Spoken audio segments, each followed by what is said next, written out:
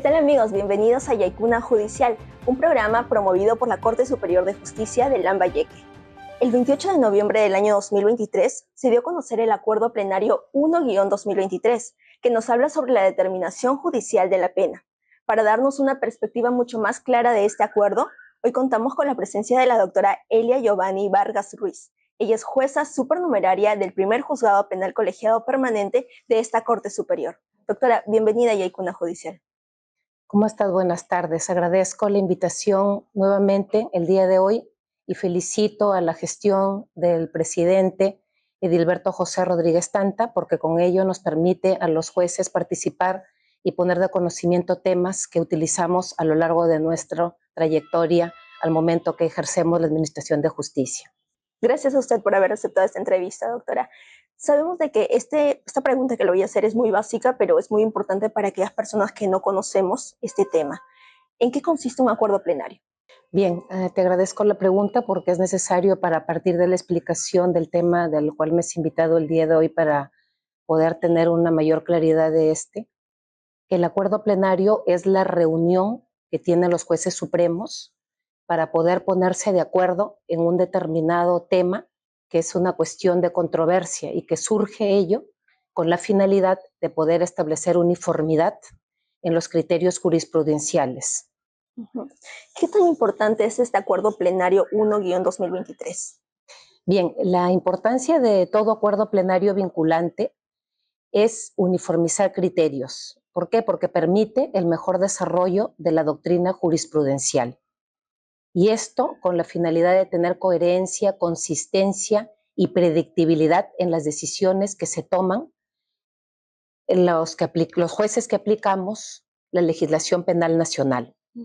En consecuencia, el punto de partida de todo acuerdo plenario es la aplicación práctica. O sea, esto constituye una herramienta para que cuando los jueces emitimos una sentencia de condena, esta sea cierta, sea justa.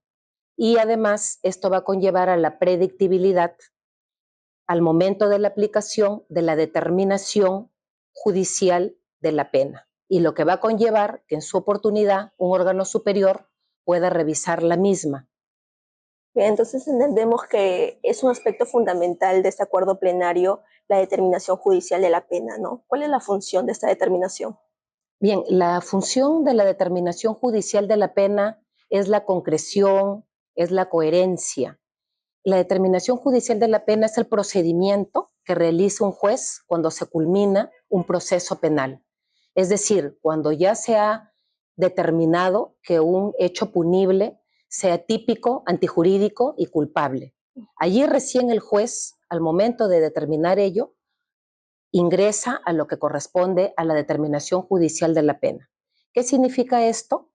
Que este punto en concreto debe de ir plasmado y consignado en una sentencia, porque si esto no es así, esto atentaría contra la administración de justicia y porque además atentaría contra los derechos fundamentales de los justiciables, esto es, no solamente del sentenciado, sino también de la víctima, y porque inclusive esto no permitiría que en su oportunidad un órgano superior pueda hacer la revisión y poder determinar si efectivamente se aplicó de manera adecuada el procedimiento y el análisis que realizó un juez al momento de emitir una sentencia condenatoria.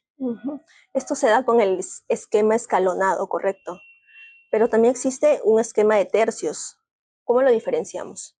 Bien, precisamente el Acuerdo Plenario 1-2023 se ha constituido como una herramienta básica para que todo juez pueda, en el momento que analiza la determinación judicial de la pena, utilice estos dos esquemas.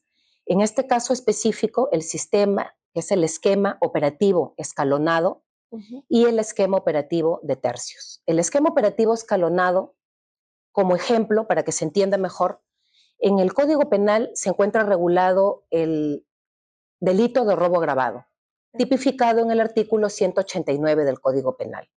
Específicamente, a manera de ejemplo, en el primer párrafo, que ahora se encuentra regulado con 9 agravantes. Cuando se habla de agravantes específicas en un determinado delito, allí es donde el juez entra a analizar lo que corresponde a lo que constituye el esquema operativo escalonado.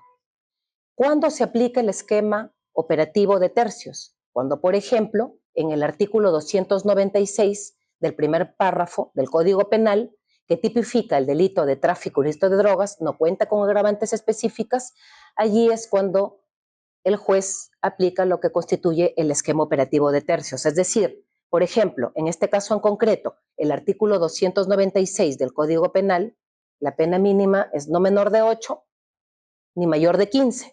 Entonces, decimos de 8 a 15 años, faltan 7 años. Estos 7 años, si los convertimos a meses, lo dividimos entre 3 y ahí es donde establecemos el sistema de tercios. El extremo mínimo, el extremo medio o intermedio y el máximo. Allí es donde estamos hablando del esquema operativo de tercios.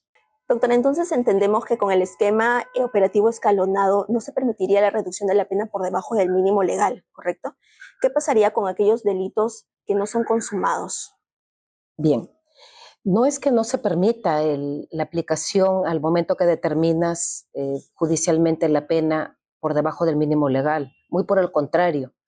Por ejemplo, si hablamos en este caso específico de un delito en grado de tentativa, y el ejemplo que me remití hace un momento, en el delito de robo agravado, que cuenta con agravantes específicas, y vamos a hacer el análisis de lo que corresponde al esquema operativo escalonado, el extremo mínimo de este delito de robo agravado en el primer párrafo es no menor de 12 años ni mayor de 20 años, ¿no es cierto?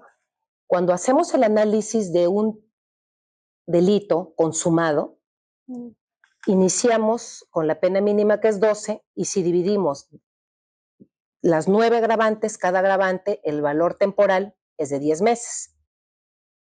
¿Qué significa? Que si ponemos el ejemplo de un delito consumado, la pena a imponer sería, con una sola agravante, 12 años con 10 meses. Pero ocurre lo contrario cuando hablamos de un delito en grado de tentativa, específicamente en el ejemplo del delito de robo agravado.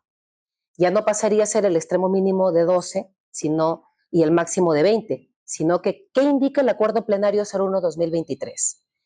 Que cuando se trata de delitos en grado de tentativa, y específicamente en el ejemplo que hemos traído a colación, se considera la mitad del extremo mínimo y la mitad del extremo máximo. ¿Qué significa esto? Que si el extremo mínimo es 12, la mitad pasa a ser 6. Y si el extremo máximo es 20, la mitad pasa a ser 10 años. Entonces pasamos a un nuevo margen de una pena combinada. ¿Qué significa? No menor de 6 ni mayor de 10 años. Pero si hablamos ya del agravante, una agravante específica, como el ejemplo que hemos tratado, sería ya no el agravante, el valor temporal sería de 10 meses, sino sería la mitad, que es 5 meses.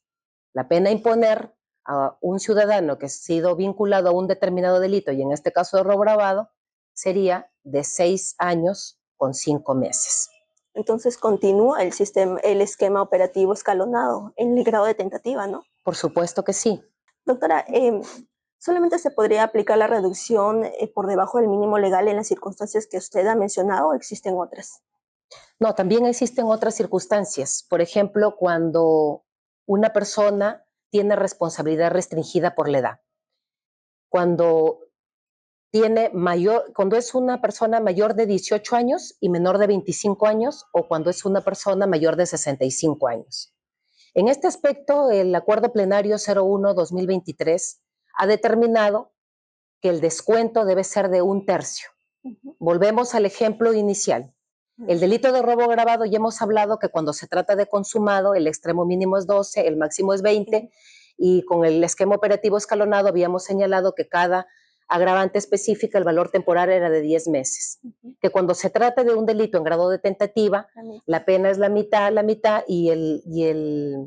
agravante específica ya no sería 10 meses, sino 5 meses, y la pena a imponer sería de 6 años con 5 meses. Pero ¿qué resulta en este caso? Si dividimos entre 3, porque se trata de un agente con responsabilidad restringida, ya la pena pasaría a ser de 12 a 20, el tercio de esta, si lo dividimos 12 entre 3 es a 4, 12 menos 4 es 8, o sea, el extremo mínimo es no menor de 8, y en 20, si lo convertimos a meses, 96 entre 9 pasaría a ser 13 años con 4 meses el extremo máximo.